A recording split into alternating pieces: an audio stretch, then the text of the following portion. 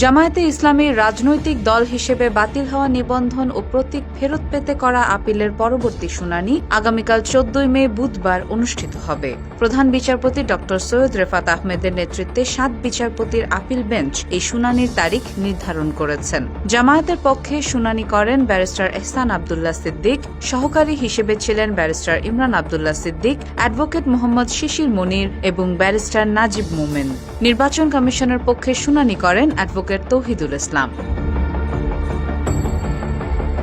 2013 সালের 1 August high court জামায়াতের নিবন্ধন বাতিল করে এবং 2018 সালের 7 ডিসেম্বর নির্বাচন কমিশন জামায়াতের নিবন্ধন আনুষ্ঠানিকভাবে বাতিল করে প্রজ্ঞাপন জারি করে।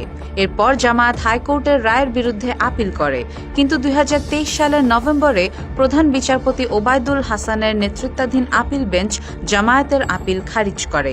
এরপর 22 অক্টোবর আপিল বিভাগ জামায়াতের খারিজ হওয়া আপিল পুনরুজ্জীবিত করে, যার ফলে দলটির নিবন্ধন এবং প্রতীক ফেরত পাওয়ার আইনি পথ খুলে যায়। এই শুনানির মধ্যে জামায়াতের রাজনৈতিক দল হিসেবে নিবন্ধন ফিরিয়ে দেওয়ার আইনি লড়াই চলমান রয়েছে।